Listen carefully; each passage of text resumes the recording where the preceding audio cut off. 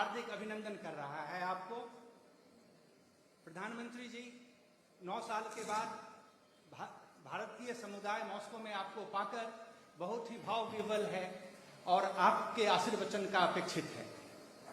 आदरणीय प्रधानमंत्री जी, मैं आपसे विनम्र आग्रह करता हूं कि आप अपने आशीर्वचन से भारतीय समाज को कृतार्थ करें। धन्यवाद।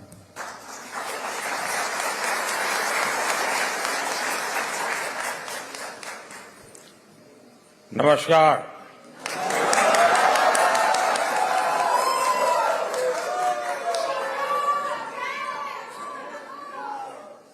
प्रियत मोस्कवा,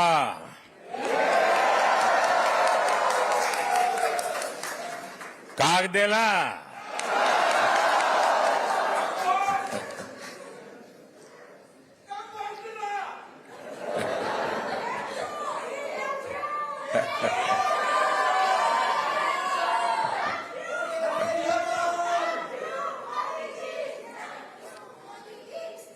आपका ये प्रेम, आपका ये स्नेह, आपने यहां आने के लिए समय निकाला, मैं आपका बहुत बहुत आभारी हूं। मैं अकेला नहीं आया हूं, मैं मेरे साथ बहुत कुछ लेकर के आया हूं।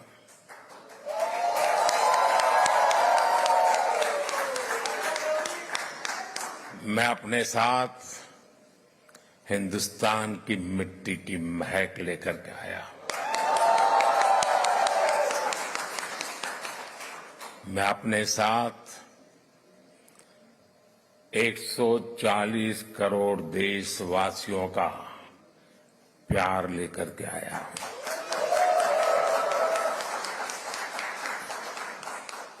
उनकी शुभकामनाएं आपके लिए लेकर के आया हूं।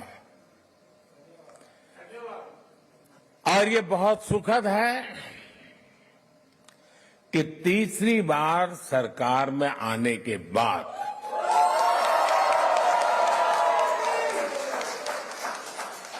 इंडियन डायस्पोरा से मेरा पहला संवाद यहां मॉस्को में आपके साथ हो रहा है।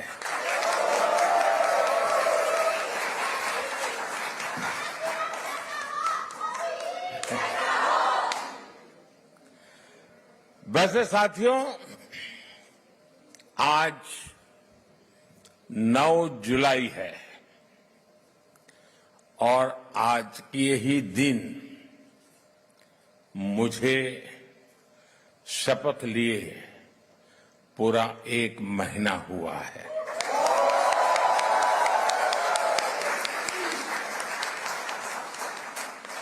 आज से ठीक 1 महीने पहले 9 जून को मैंने तीसरी बार भारत के पीएम पद की शपथ ली थी और उसी दिन मैंने एक प्रण किया था। मैंने प्रण किया था कि अपने तीसरे टर्म में मैं 3 गुनी ताकत से काम करूंगा।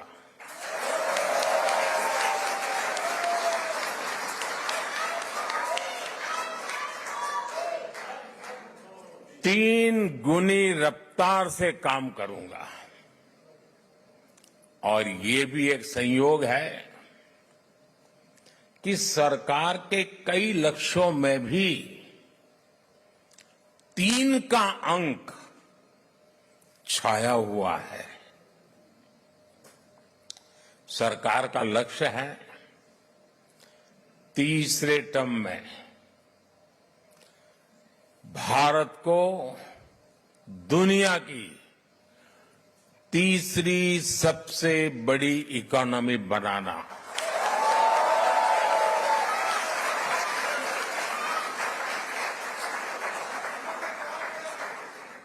सरकार का लक्ष्य है तीसरे टर्म में गरीबों के लिए 3 करोड़ आवास बनाना, 3 करोड़ घर बनाना। सरकार का लक्ष्य है तीसरे टर्म में 3 करोड़ लखपति दीदी बनाना।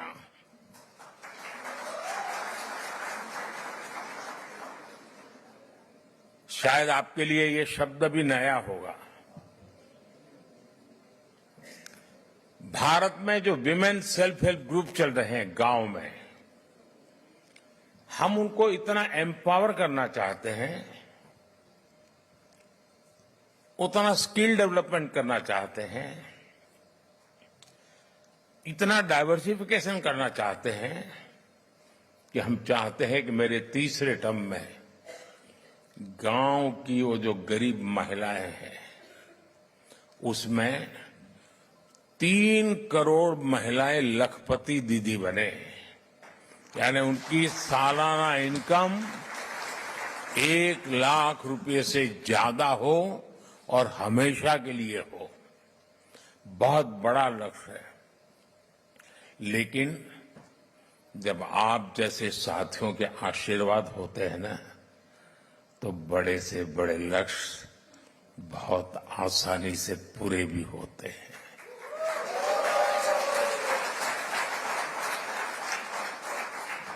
और आप सब जानते हैं, आज का भारत जो लक्ष्य ठान लेता है वो पूरा करके ही रहता है।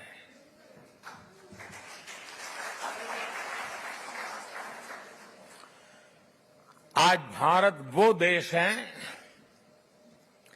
जो चंद्रयान को चंद्रमा पर वहां पहुंचाता है जहां दुनिया का कोई देश नहीं पहुंच सका।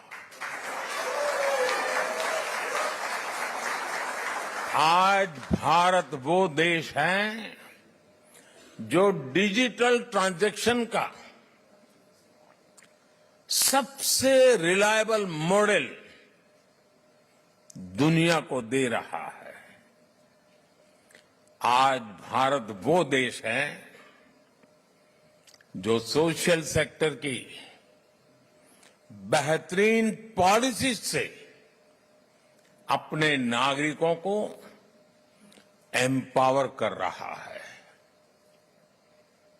आज भारत वो देश है जहां दुनिया का तीसरे सबसे बड़ा स्टार्टअप इकोसिस्टम है।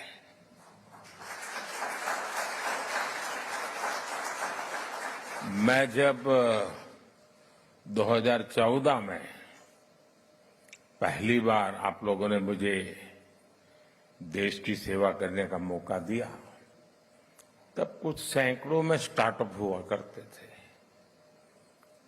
आज लाखों में है।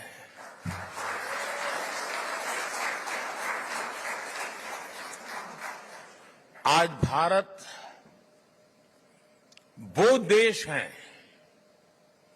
जो रिकॉर्ड संख्या में पेटेंट फाइल कर रहा है, रिसर्च पेपर पब्लिश कर रहा है, और यही मेरे देश के युवाओं का पावर है, वही उनकी शक्ति है।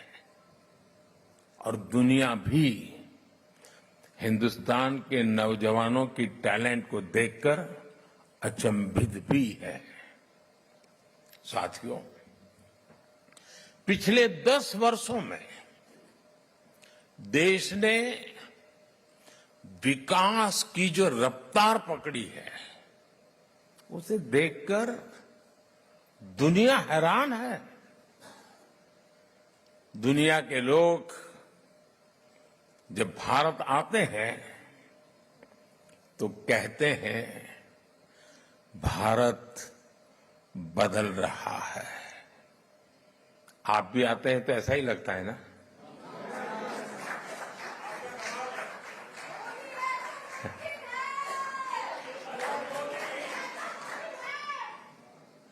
वो ऐसा क्या देख रहे हैं? वो देख रहे हैं कि भारत का कायाकल्प, भारत का नवनिर्माण वो साफ साफ देख पा रहे हैं। जब भारत G20 जैसे सफल आयोजन करता है तब दुनिया एक स्वर से बोल उठती है, अरे भारत तो बदल रहा है। जब भारत सिर्फ 10 वर्षों में अपने एयरपोर्ट्स की संख्या को बढ़ाकर 2 गुना कर देता है तो दुनिया कहती है वाकई भारत बदल रहा है। जब भारत सिर्फ 10 साल में 40,000 किलोमीटर से ज्यादा, यह आंकड़ा याद रखना, 40,000 किलोमीटर से ज्यादा रेल लाइन का इलेक्ट्रिफिकेशन कर देता है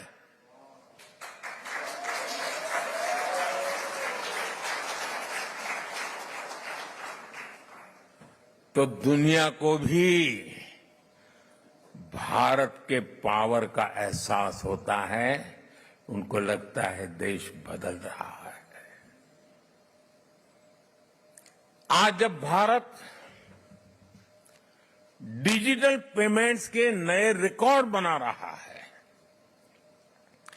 आज जब भारत L1 पॉइंट से सूरज की परिक्रमा पूरी करता है, आज जब भारत दुनिया का सबसे ऊंचा रेलवे ब्रिज बनाता है, आज जब दुनिया की सबसे ऊंची स्टैच्यू बनाता है, तो दुनिया कहती है वाकई भारत बदल रहा है।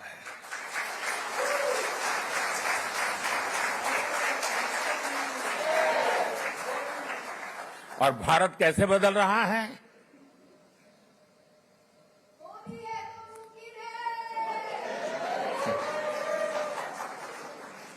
कैसे बदल रहा है? भारत बदल रहा है क्योंकि भारत अपने 140 करोड़ नागरिकों के सामर्थ्य पर भरोसा करता है।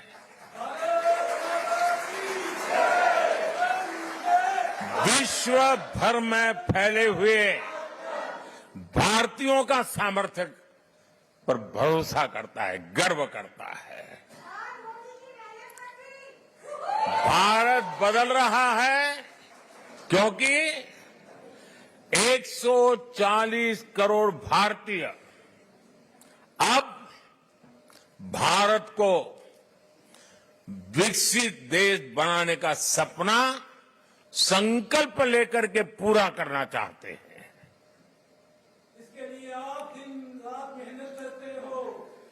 हिंदुस्तान पूरा मेहनत कर रहा है, हर किसान कर रहा है, हर नौजवान कर रहा है, हर गरीब कर रहा है।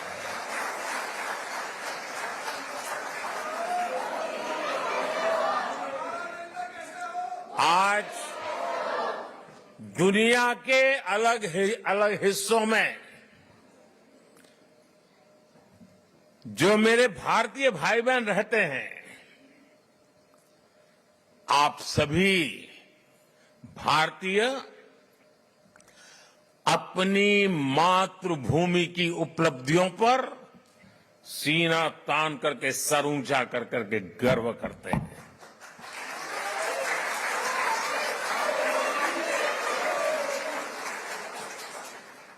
गर्व से बताते हैं कि आपका भारत आज किन बुलंदियों को छू रहा है।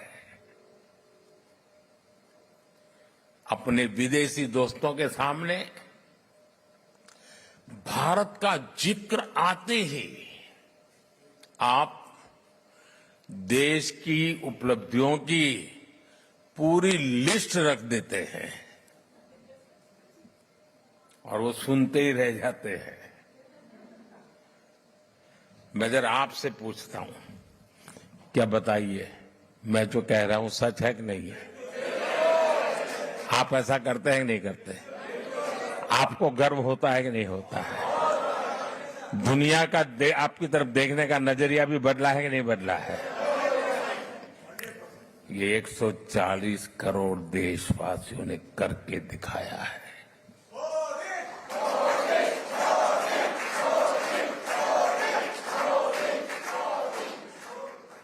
आज 140 करोड़ भारतीय दशकों से चली आ रही समस्याओं को सुलझाने में विश्वास करता है। कारपेट के नीचे दबा करके गुजारा करना अब देश को गुवारा नहीं है दोस्तों।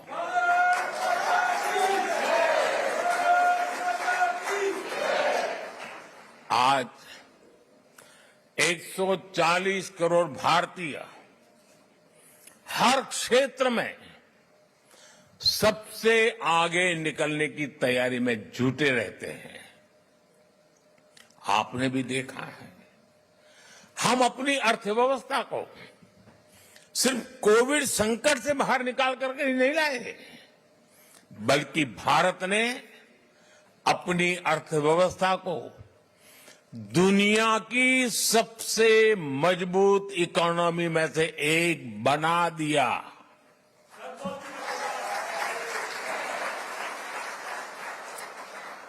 हम अपने इंफ्रास्ट्रक्चर की कमियां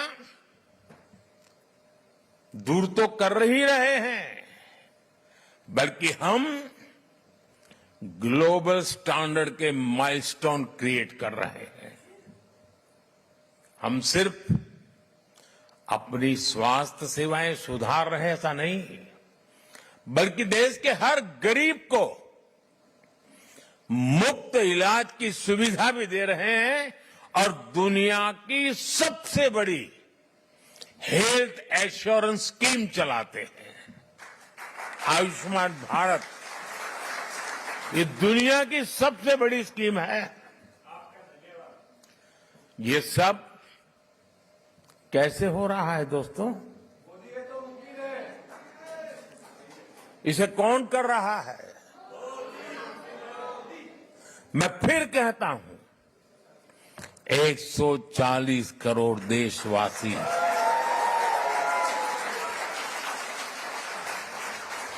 वो सपने भी देखते हैं, संकल्प भी करते हैं और सिद्धि के लिए जी जान से जुटे रहते हैं। यह हमारे नागरिकों की मेहनत, लगन और निष्ठा से संभव हो रहा है। साथियों, भारत में बदलाव सिर्फ सिस्टम और इंफ्रास्ट्रक्चर का ही नहीं है। ये बदलाव देश के हर नागरिक के, हर नौजवान के आत्मविश्वास में भी दिख रहा है। और आप जानते हैं, सफलता की जो पहली सीढ़ी होती है ना, वो खुद का आत्मविश्वास होता है। 2014 के पहले हम निराशा की गर्त में डूब चुके थे। हताशा, निराशा ने हमको जकड़ लिया था। आज देश आत्मविश्वास से भरा हुआ है। एक ही बीमारी के 2 पेशेंट अस्पताल में हो, उतने ही सामर्थ्यवान डॉक्टर हो, लेकिन एक निराशा में डूबा हुआ पेशेंट हो, दूसरा आत्मविश्वास से भरा हुआ पेशेंट हो, तो आपने देखा होगा आत्मविश्वास से भरा हुआ पेशेंट कुछ ही हफ्तों में ठीक होकर के अस्पताल से बाहर आता है। निराशा में डूबा हुआ पेशेंट को किसी और को उठा के लेके जाना पड़ता है। आज देश आत्मविश्वास से भरा हुआ है और ये हिंदुस्तान की सबसे बड़ी पूंजी है।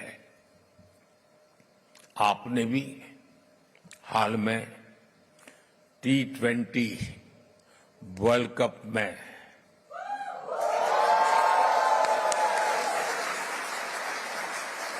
और मुझे पक्का विश्वास है यहां भी आपने उस विक्ट्री को सेलिब्रेट किया ही होगा। किया था कि नहीं किया था? गर्व हो रहा था कि नहीं हो रहा था? वर्ल्ड कप को जीतने की असली स्टोरी जीत की यात्रा भी है। आज का युवा और आज का युवा भारत आखिरी बॉल और आखिरी पल तक हार नहीं मानता है।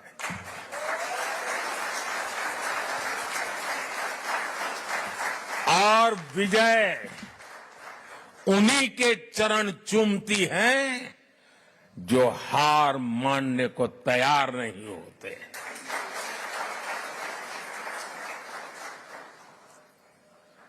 ये भावना सिर्फ क्रिकेट तक सीमित नहीं है, बल्कि दूसरे खेलों में भी दिख रही है।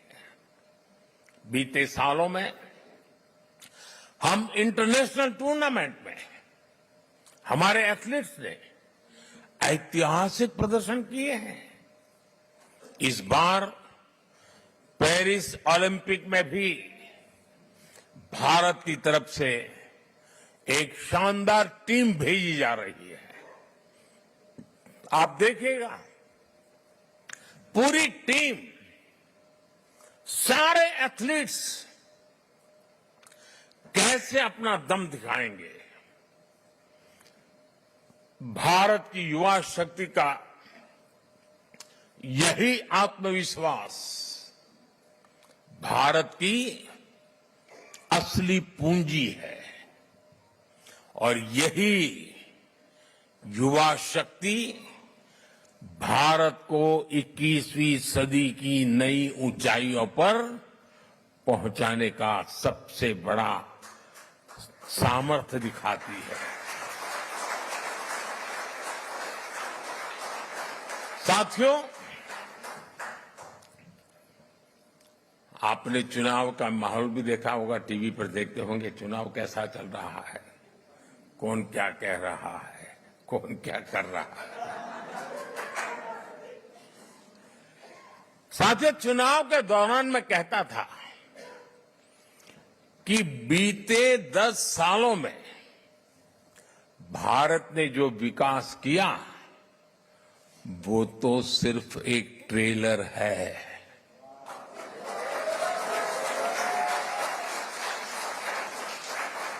आने वाले 10 साल और भी फास्ट ग्रोथ के होने वाले हैं। सेमीकंडक्टर से इलेक्ट्रॉनिक मैन्युफैक्चरिंग तक, ग्रीन हाइड्रोजन से इलेक्ट्रिक व्हीकल तक और वर्ल्ड क्लास इंफ्रास्ट्रक्चर, भारत की नई गति दुनिया के विकास का, और मैं बहुत जिम्मेवारी से कह रहा हूं, दुनिया के विकास का अध्याय लिखेगी।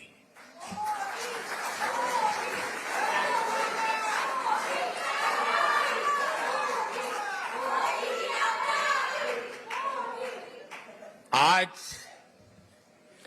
ग्लोबल इकोनॉमी की ग्रोथ में 15% भारत कंट्रीब्यूट कर रही है। आने वाले समय में इसका और ज्यादा विस्तार होना तय है। ग्लोबल पॉवर्टी से लेकर क्लाइमेट चेंज तक हर चैलेंज को चैलेंज करने में भारत सबसे आगे रहेगा और मेरे तो डीएनए में है चुनौती को चुनौती देना।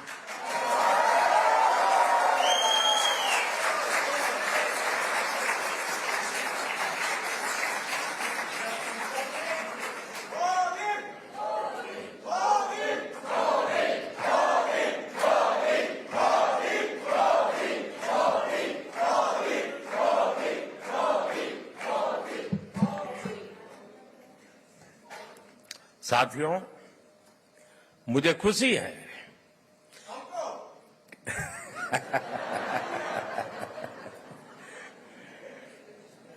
बस यही प्यार जो है ना दोस्तों,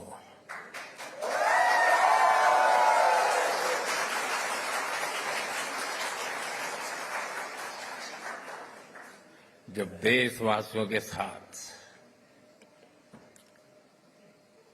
दूरी का अवकाश ही न हो, जो सोच लीडर के मन में चलती है वही सोच जब जन मन में होती है ना तो अपार ऊर्जा जनरेट हो जाती है दोस्तों। और यही मैं देख रहा हूं यहां पर। साथियों, मुझे खुशी है कि ग्लोबल प्रॉस्पेरिटी को नई ऊर्जा देने के लिए भारत और रूस कंधे से कंधा मिलाकर चल रहे हैं।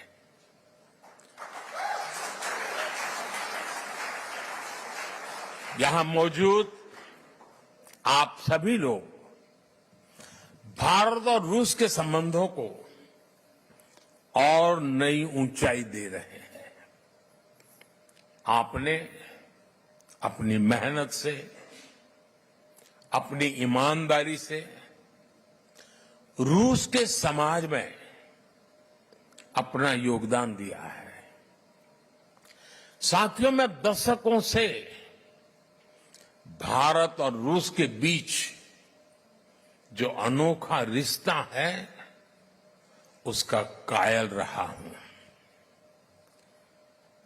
रूस शब्द सुनते ही हर भारतीय के मन में पहला शब्द आता है भारत के सुख दुख का साथी।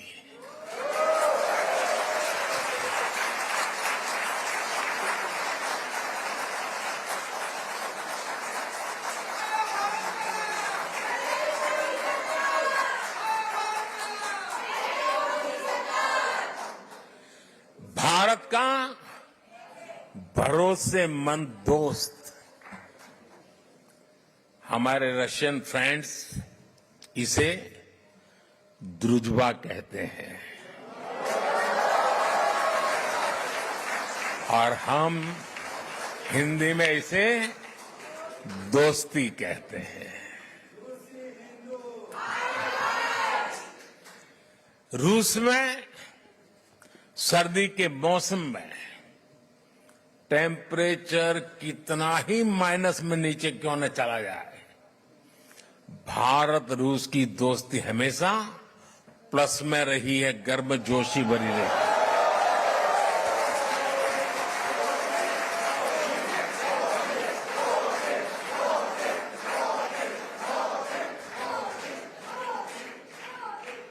ये रिश्ता म्यूचुअल ट्रस्ट और म्यूचुअल रिस्पेक्ट की मजबूत नींव पर बना है। और वो गाना तो यहां के घर घर में कभी गाया जाता था, सर पे लाल टोपी रूसी, फिर भी फिर भी ये गीत भले ही पुराना हो गया हो, लेकिन सेंटिमेंट्स एवरग्रीन है।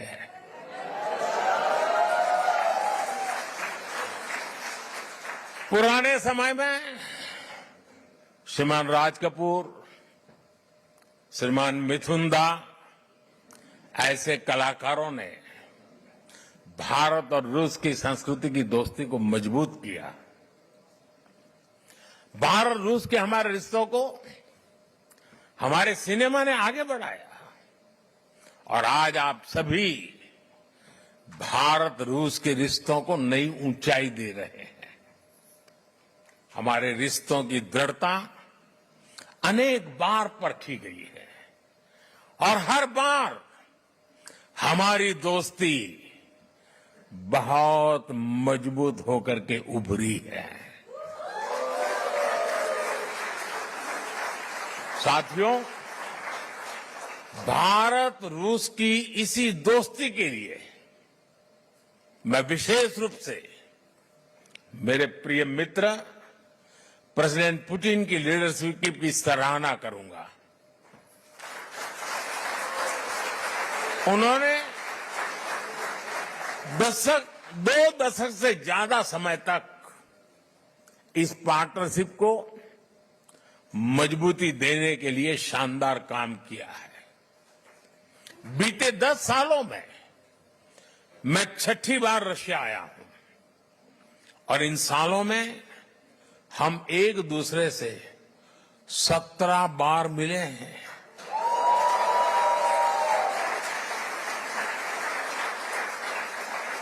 ये सारी मीटिंग ट्रस्ट और रिस्पेक्ट को बढ़ाने वाली रही है।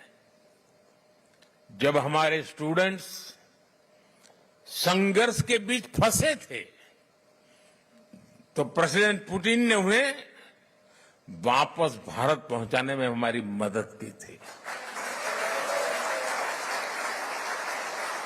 मैं रूस के लोगों का, मेरे मित्र प्रेसिडेंट पुतिन का इसके लिए भी फिर से आभार व्यक्त करता हूं।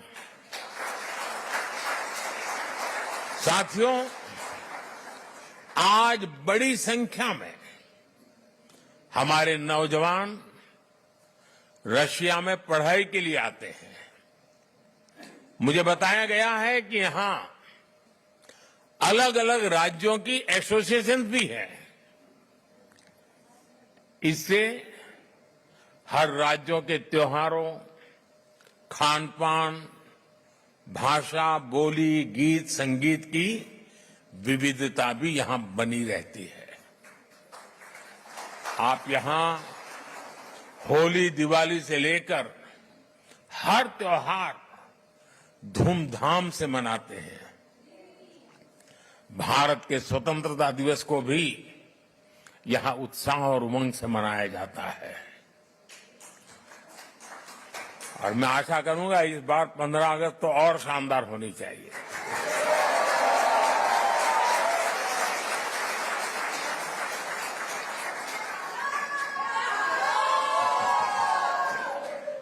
पिछले महीने इंटरनेशनल योग डे पर भी हजारों लोगों ने यहां पार्टिसिपेट किया। मुझे एक और बात देखकर और भी अच्छा लगता है, यहां जो हमारे रशियन दोस्त हैं वो भी इन त्योहारों को मनाने के लिए उतने ही जोश से आपके साथ शामिल होते हैं।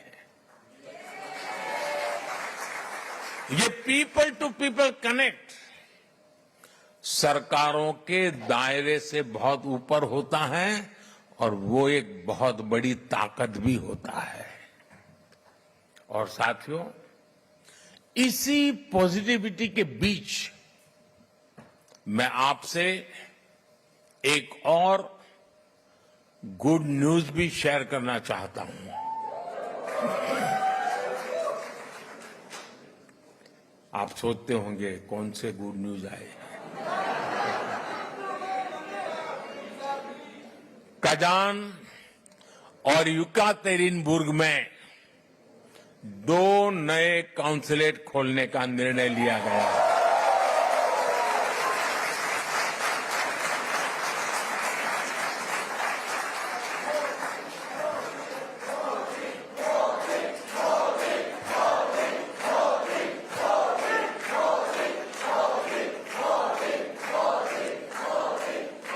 इससे आना जाना और व्यापार कारोबार और आसान होगा।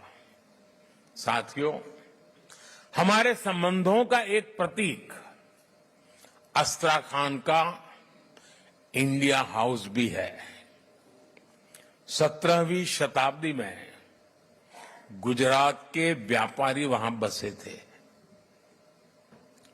जब मैं गुजरात का नया नया मुख्यमंत्री बना था, तब मैं वहां गया था।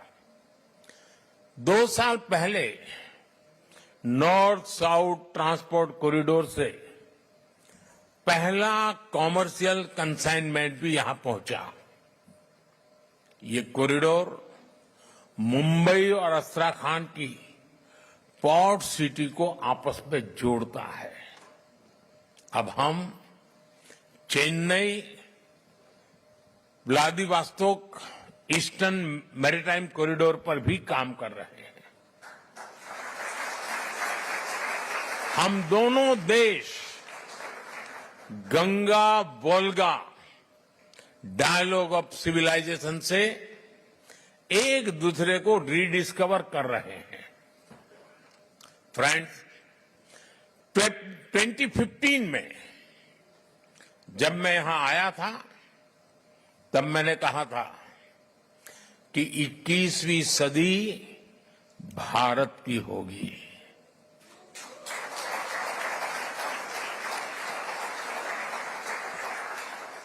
तब मैं कह रहा था, आज दुनिया कह रही है।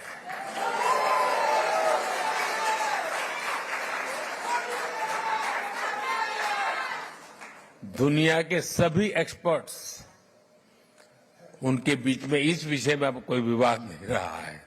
सब कहते हैं 21वीं सदी भारत की सदी है। आज विश्व बंधु के रूप में भारत दुनिया को नया भरोसा दे रहा है। भारत की ग्रोइंग कैपेबिलिटीज ने पूरी दुनिया को स्टेबिलिटी और प्रॉस्पेरिटी की उम्मीद दी है।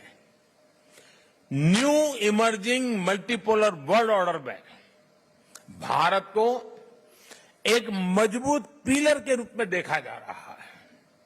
जब भारत पीस, डायलॉग और डिप्लोमेसी की बात कहता है, तो पूरी दुनिया सुनती है। जब भी दुनिया पर संकट आता है, तो भारत सबसे पहले पहुंचने वाला देश बनता है।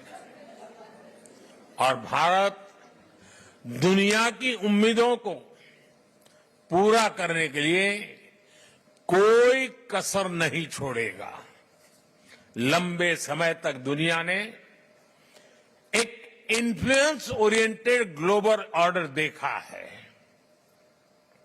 आज की दुनिया को इन्फ्लुएंस की नहीं, कॉन्फ्लुएंस की जरूरत है। ये संदेश समागमों और संगमों को पूजने वाले भारत से बेहतर भला कौन समझ सकता है, कौन दे सकता है। साथियों, आप सभी रूस में भारत के ब्रांड एम्बेसडर्स हैं।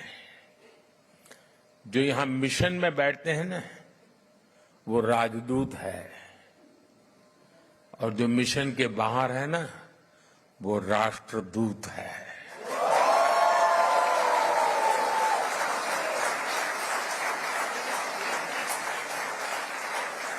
आप ऐसे ही रूस और भारत के रिश्तों को मजबूत बनाते रहें। साथियों, 60 साल के बाद हिंदुस्तान में कोई सरकार तीसरी बार चुनी जाए, ये अपने आप में बहुत बड़ी बात है। लेकिन इस चुनावों में सबका ध्यान, सारे कैमरा मोदी पर लगे रहे। उसके कारण कई और महत्वपूर्ण घटनाओं की तरफ लोगों का ध्यान नहीं गया। जैसे इस चुनाव के समय 4 राज्यों में भी चुनाव हुए।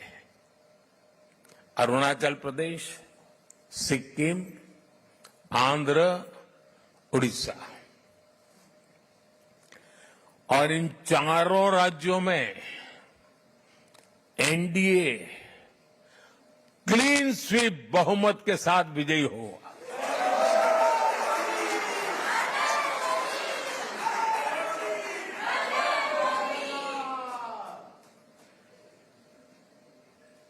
और अभी तो महाप्रभु जगन्नाथ जी की यात्रा चल रही है। जय जगन्नाथ।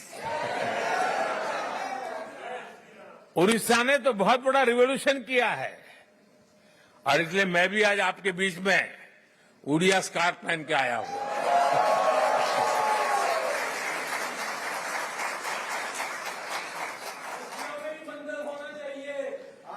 साथियों, आप सब पर महाप्रभु जगन्नाथ जी के आशीर्वाद बने रहे। आप स्वस्थ रहें, आप समृद्ध रहे, इसी कामना के साथ मैं आप सबका बहुत बहुत धन्यवाद करता हूं। और ये अमर प्रेम की कहानी है दोस्तों।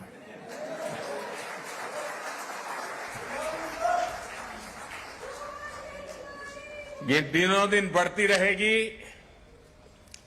सपनों को संकल्प में बदलती रहेगी और हमारे कठोर परिश्रम से हर संकल्प सिद्धि को पार करके रहेगा। इसी विश्वास के साथ मैं फिर एक बार आपका हृदय से बहुत बहुत आभार व्यक्त करता हूं। मेरे साथ बोलिए, भारत माता की, भारत माता की, भारत माता की। वंदे वंदे वंदे मातरम वंदे मातरम वंदे मातरम वंदे मातरम वंदे मातरम। बहुत बहुत धन्यवाद।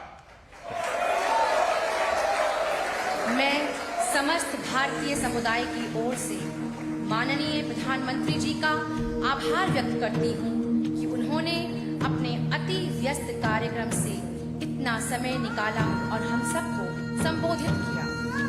आप सभी से मेरा तो करीब 50 मिनटों तक भारतीय समुदाय के साथ प्रधानमंत्री रहे और सभी को बहुत ही बेसब्री से इंतजार रहता है जब भी प्रधानमंत्री विदेश यात्रा पर आते हैं तो